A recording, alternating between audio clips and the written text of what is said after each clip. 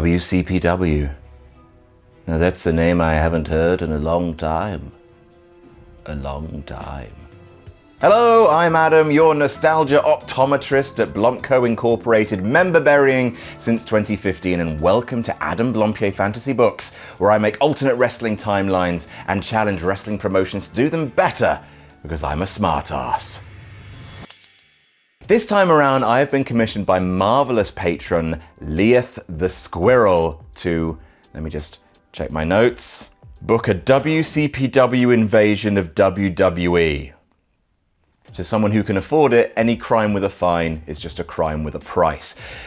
All right then, as we gear up for what will be my most fantastical fantasy booking of my career, for any board game fans watching this who don't know what WCPW was, first of all, you're a long way from home, aren't you? And secondly, buckle up for a much longer first half of these videos than I normally give, as I run down easily one of the weirdest years of my whole life. First of all, sorry Windy City Pro Wrestling, you definitely existed first, and I can confidently say that your feelings were not a huge concern to my bosses at the time. Also, can we all just agree to keep any hot goss that comes out over the next kind of 10 or so minutes? Let's just keep that between us. Let's all just be cool, okay? Don't be a bunch of fucking narcs. So, bloody hell, I joined What Culture in early 2015. I think it was just after Mania 31. I just applied to an online ad looking for writers. I was unemployed at the time, and a huge Dorcas / Malorcas, who'd been an on-off wrestling fan since 2000, but also read a butt ton of comics, played a bugger ton of video games, watched a cubic wank ton of movies,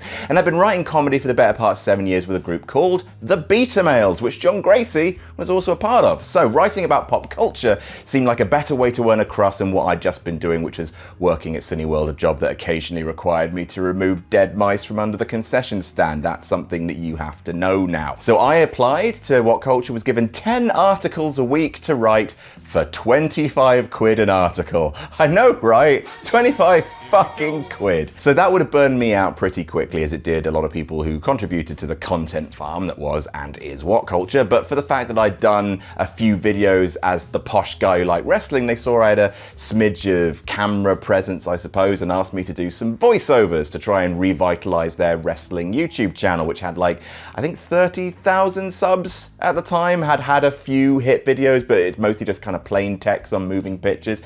So doing the voiceovers, they paid the same and took less time, as all I had to do was add a few jokes to an existing list that had already been published on their site and record the audio straight to a fucking voice note on my phone. The audio quality of those first lists was dog shit. But there we go. They went well as videos. Editors like Sam Driver were turning the voiceovers into fun videos. So the bosses asked me to do a video directly to camera with a very shit green screen behind me, which became how WWE should have booked. Some of the top 10s started to do big numbers. I think it was the 10 things WWE want you to forget about, The Undertaker being the first one, where everyone was just like, wait, what's happening? Wait, what's happening here? That was the rising tide that sort of lifted all boats, and suddenly the videos were doing well, and the booking videos were starting to make a name for me specifically. So they opened an office in London, which is where I was living, in September 2015, and offered me a full-time gig there, paying me, I think it was something like 28,000 a year, which is such a small amount of money to live on in London. So I worked in the office 9 to 5. That's where I met Adam Pacitti, and we came up with Adam versus Adam. That got him over because he's hilarious. And when they closed the office a few months later, because it cost too much money, remember that fact for the future, they made me and Adam Pacitti offers to move to Newcastle and work in their office there for a big bump in pay. So we both said yes and moved there in June 2016. Which is when WCPW started properly. See, a few months before the move, a writer and producer called James Dixon had been hired by What Culture. James knew a lot of people in the British indie wrestling scene, knew how live shows were sort of produced, shot, run, edited, saw the strange and lucrative names that Pacitti, King Ross, Jack the Jobber, Sam Driver and I have been making for ourselves over the last 6 months, and convinced the What Culture bosses to open their own promotion, with the idea that a wrestler YouTuber hybrid promotion could be something weird, cool, and ultimately, which is what I thought swung it for the bosses, they could spend money to meet actual famous wrestlers. Full disclosure, I fucking hated the idea. I campaigned, so we were all talking to each other on the office Slack, and everyone was just be like, so what should we do? Should we do this? And I campaigned super hard against it for a few reasons. One, I thought it would be a huge time and money sink, which, in fairness, fucking was. It's a little rough to see the office around you in London close and most of the writers you've been friends with for a few months be let go, yet we'd be fine throwing money at Damien Sandow to wrestle for us. But hey, I took a bump in pay and kept my job, so let's just pretend that doesn't make me a huge scab and keep on going with this story. Reason number two, I thought we would embarrass ourselves, because up until that point, we just lived in a hermetically sealed little bubble of snarky wrestling commentary, and I especially was bragging that I was a smartass, because I could look at wrestling storylines with the benefit of hindsight and come up with an idea that made a bit more sense from a narrative perspective, because I was a short story writer. You pick a theme, incorporate a few things, don't change course in mad coke-fueled delirium, maybe have few bits with people eating their own dogs. You know, just little tweaks. Bob's your uncle. I was in no rush to have my actual inexperience in booking proper wrestling be exposed to the world. Please and fucking thank you. And number three, I have, and this is maybe a spoiler for some but not to others, I have huge social anxiety and really didn't want to meet in real life wrestlers, because how fucking dare we? We were dickhead YouTubers who wore a cardboard belt and cut self-important parody promos and pretended to super kick Jack the Jobber and turned heel because, you know, we thought that was our nice little gig. We didn't realize that we'd soon be meeting the real people, paying Will Ospreay to super kick Jack the Jobber for real and have to look them in the eye and say, hello, I'm Adam, and you'll be apparently using my fame to get you over, and oh god, the shame is still so real. But they pressed on despite my worries, and well, I imagine some of you, including me, are glad that they did. So yeah, WCPW, What Culture, Pro Wrestling. The promotion was a gigantic bonfire of money as we paid bigger and bigger venues. We hired stars from Jay Lethal to Damien Sandow to Cody Rhodes to Adam Cole to Kurt fucking Angle to Eric Bischoff to Mustache Mountain to Matt Hardy to Rey Mysterio to Will Ospreay to Ricochet to Keith Lee to Jushin Thunder Liger to Kushida to Tomohiro Ishii to Drew fucking Galloway, all while regularly featuring guys from the Brit scene who had already been appearing in promotions like Rev Pro Progress and ICW, guys like Joseph Connors, Big Damo, Rampage Brown, The Primate, Gabriel Kidd, Martin Kirby, Prospect, Joe and Mark Coffey, and of course Joe Hendry. Joe Hendry was especially linked to the company as he'd come in to help write with us, workshop ideas, we'd film skits with him on occasion and have a semi-regular presence in the office in the form of him. That meant that we could actually build long-term storylines around him, like the him and Joseph Connors feud, which I thought was a lot better than the fans gave it credit for. The Prestige, which was a name I think Joe came up with. I can just remember, because I was sat here and he was basically sat across from me, and we chatted about this idea he had for a heel faction that was all about the purity of wrestling. It was weird. I wasn't the fucking booker, all right? In case anyone out there still doesn't know this. So I was in the room to discuss ideas, yes, but at the end of the day, most of the storylines were sort of determined for us based on who we could book and when we could book them. And we basically just had to cobble together random ass storylines around that. Like, there's a reason that the British indie scene didn't try and do intricate weekly content like WWE did, because half the time I'm not sure who will be available from month to month, who will be whisked away to New Japan, other promotions, or of course, when they ravaged the UK British wrestling scene and locked a whole bunch of guys that a lot of promoters were using away on retainers, WWE with NXT UK. Thank you very much for that. What's that? We can't use Joseph Connors anymore? Or Mark Coffey? Or Drew?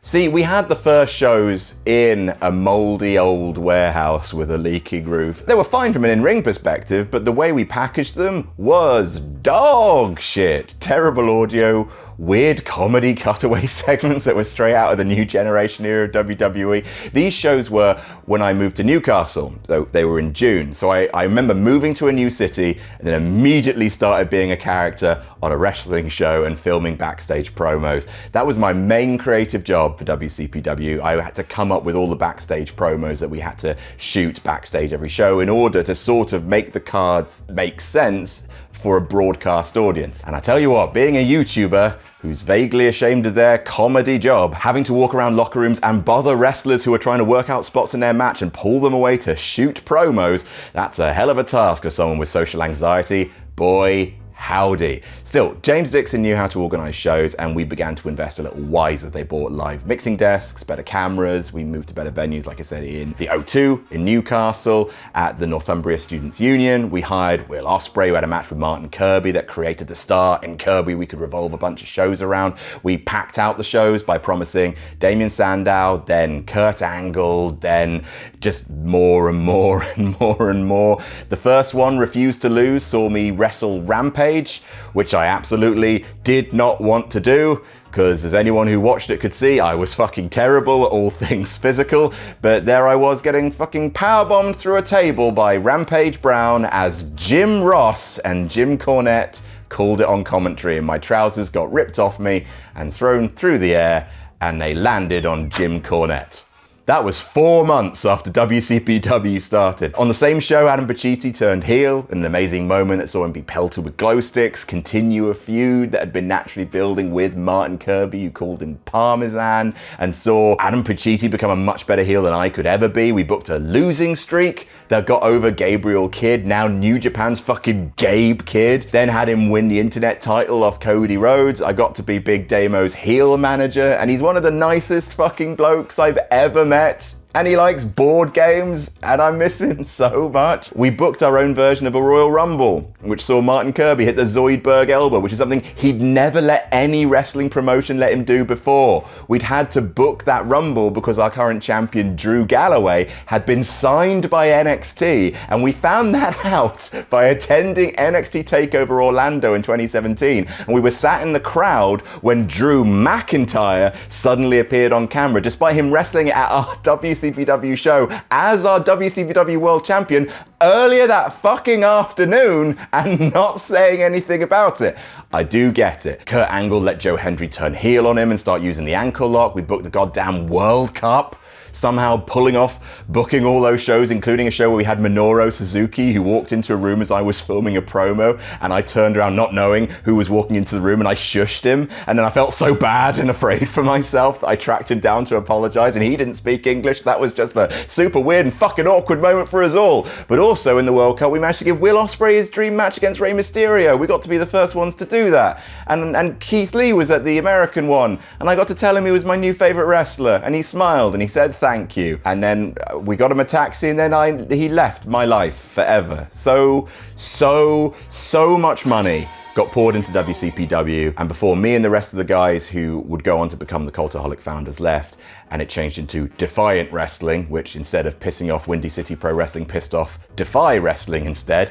In that brief year-long window of WCPW being a thing, it created some wonderful memories for me, some terrible memories for me, and some bits of wrestling history that still linger like a tick to this day, buried under years and years, and evidently is still real to patrons like Leith the Squirrel, damn it, who wants me to have What Culture Pro Wrestling invade World Wrestling Entertainment, and by sheer default, I can do it better.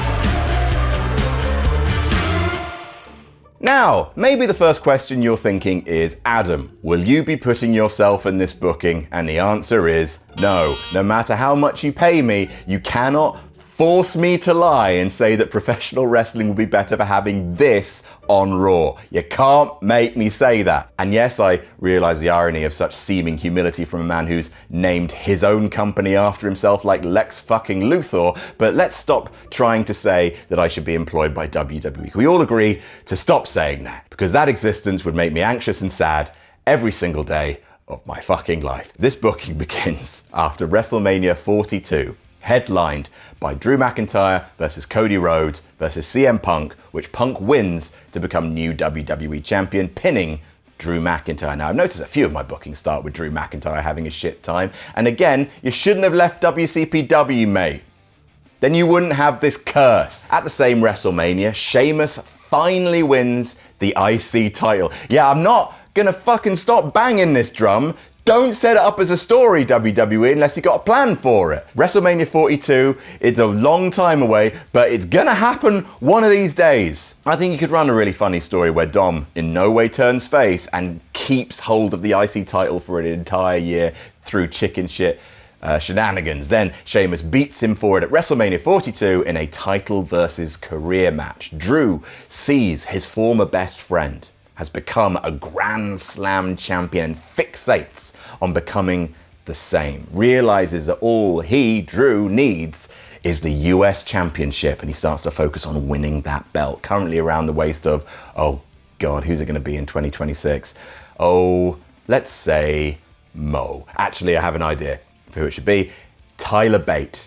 The big strong boy himself who finally gets himself a singles push in 2025 and wins the US Championship off Carmelo Hayes at WrestleMania 42. So Drew goes for Bate at Backlash and loses via roll-up, so he demands another shot at the US Championship, but Nick Aldis tells him that because Tyler beat him fair and square, he considers Drew to be at the back of the line. This drives Drew crazy because he's looking at Sheamus, who despite, Drew beating Sheamus to arrive at WWE first, Sheamus is the one who stayed employed when Drew got fired. Sheamus is the one who got to be world champion first. Sheamus is the one who got to be Grand Slam champion first. Drew lays it all on the line out of sheer bloody jealousy and emulates his former friend by saying that he, Drew McIntyre, will put his career on the line to make the match happen. Otherwise, he will make Nick Aldis' life hell. So at the next pay-per-view in May, let's say Extreme Rules, Drew McIntyre versus Tyler Bate for the US Championship, career versus title, and shockingly, Drew McIntyre loses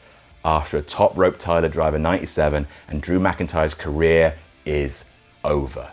On Twitter, Drew releases footage of himself returning home to the UK and to Ayr, Scotland, a small mining town just outside of London, according to Michael Cole's Wikipedia. On May 23rd, 2026, Drew releases a cryptic video, and if anyone watching can tell me why that date is significant, then congratulations, you win a 1993 Vauxhall Corsa. In that video, Drew sits in the dark. He talks about how Drew McIntyre's career is over, how Drew McIntyre's life is over. What is he without WWE? And then you hear a voice in the dark that simply says, "There is another way, Drew." And after 10 years, WWE pay Adam Partyboy Pacitti to make an official cameo in a video that they have produced. A few weeks later, Tyler Bate is wrestling Pete Dunne in a babyface versus babyface, friend versus friend match for the US Championship when it's interrupted by Drew. He's carrying a cloth bag, which he uses to brain Pete Dunne. Then he uses it to brain Tyler Bate, and he stands over both their prone bodies. He lays the bag on the floor and pulls from it the WCPW World Championship belt. And not, by the way, the absolutely tiny one that we first bought because we used YouTubers as a reference point, which made it look like Big Damo had basically one big suspender. Fun fact, we lost that belt somewhere in Scotland. I've got absolutely no fucking idea where it went. I know, right? Something you own suddenly disappearing in Scotland while your back is turned. Absolutely unheard of. Sorry, Kenny. Drew stands there and holds up the WCPW title and takes a microphone. He simply says, "Drew McIntyre's career is over. My name is Drew fucking Galloway. My name is fucking." Producers and security run down to try to get him to leave, but find themselves attacked by a number of men in black hoodies. Men wearing black hoodies, not men in black hoodies, like hoodies themed after Men in Black. I'm rambling. Men wearing black hoodies with the WCPW logo on the back. They lower their hoods to reveal Big Damo, Rampage, Gabe Kidd, Joe and Mark Coffey, Liam Slater, and Martin Kirby. Drew continues to invade the weekly shows. In the ring, surrounded by other WCPW wrestlers, standing guard, he cuts a promo on Tyler Bate and says, "I want to tell you a story about 3 belts. The first belt is this. This is a WCPW championship. The letters WCPW stand for many things, but do you know what it stands for me? For Drew Galloway and for a load of guys back home in the UK, it stands for We Changed Professional Wrestling. While the US scene was growing stagnant and boring, the indies in the UK, ICW, Rev Pro, Progress, and especially WCPW were turning out the best wrestling in the world, with Drew Galloway leading the way as world champion. Now I want to talk about this belt. And he brings out the NXT UK Championship. The pursuit of this belt damn near killed the British indie scene, and you, Tyler, were just the first one over the wall. Hell, we were all fooled by the bright lights, weren't we? Me more than anyone, as WWE lured us away with big contracts and bigger promises, but it was you, Tyler. You were the one they wrapped this belt around and used it to take all of the UK's top talent away in one fell swoop. And finally, the third belt, your US Championship. It's the culmination of my personal journey. I was given the Intercontinental Championship. Then it was taken away. I got fired. With the incredible talent that stands with me in this ring, we changed professional wrestling. I worked my way back, won the tag titles, won the world title. Now there's just one left, because we've decided we're not here to stay. We're here to take what we were promised. Goddamn recognition. We're going to take this company by storm, and then we're going home. Back to the UK, back to the indies. Use our name to make the independent scene white hot one more time. Tyler Bate, Pete Dunne, a number of other wrestlers run down, and the men take turns brutalizing them before repeatedly smashing Bate with the NXT UK Championship, before taking a hammer and smashing it to bits. At Money in the Bank, Drew Galloway beats Tyler Bate to become US champion and win his own personal Grand Slam. I also think it's really funny, like Nick Aldis could say after the match, well, technically, Drew Galloway's just won the US Championship. Drew McIntyre still hasn't, and then Drew will just beat him to death. After weeks of WCPW wrestlers targeting specific members of the roster, Drew announces that WWE have sued for peace and offered him a new contract. But part of that contract is that all members of his WCPW group get matches at SummerSlam 2026 to show the world the amazing talent that still exists outside of WWE. Years ago, in 2017, WWE stole all of this talent, and now they are giving back to the indie scene what they stole. They are raising it up to the level it used to be at. At SummerSlam, the invasion doesn't have to be long. It probably shouldn't be long, but it's going to culminate in a card stuffed with WCPW versus WWE dream matches. Joe and Mark Coffey versus The New Day in a very, very hairy match indeed. Or, if you want to make it even hairier, fucking throw the War Raiders in there as well. We had them when they were War Machine in WCPW. Martin Kirby versus R-Truth. The pinnacle of comedy wrestling versus the pinnacle of comedy wrestling, ending with Martin Kirby hitting the Zoidberg elbow on R-Truth for the win. Sheamus versus Big Damo for the IC title, with Big Damo beating Sheamus thanks to a run-in from Adam Blampier. No, shut up, it's not real. No, that's a joke. I'm not part of this. I don't interfere to help Big Damo win the Intercontinental Championship, then we don't stand together just like this. That doesn't happen. I miss Big Damo every single day. Liam Slater versus Pete Dunne in a battle of the technicians, calling back to the time when it was Liam Slater versus, I forget who it was, like Pete Dunne. Maybe it was, maybe it was Travis Banks, and it was Liam Slater and Moss, and that match was so good.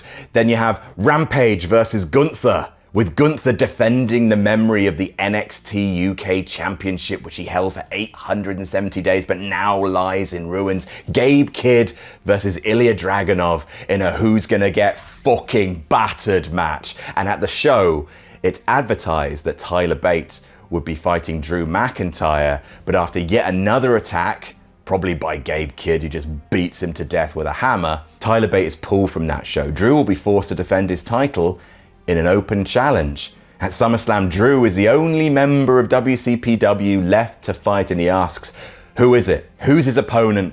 Let's make this a clean sweep. Send him out here. Whoever he is, Say his name and he appears. It's Joe Hendry, who, sure, let's say it takes him until SummerSlam 2026 to end up in WWE. He is going to be there fucking loads quicker than that. But for my story, I'm saying that Joe Hendry officially debuts here at SummerSlam and beats Drew Galloway to become WWE US Champion on his very first day officially on the job. Because I believe in Joe Hendry. All members of WCPW except Drew win their matches, and all members of that group, apart from Big Damo and Drew Galloway, return to their homes, their names and brands much bigger than before, riding off, taking part in WWE's second biggest show, winning there to go back and book loads of dates on their respective indie circuits. Also, Big Damo should stay because his wife Nikki Cross is in WWE.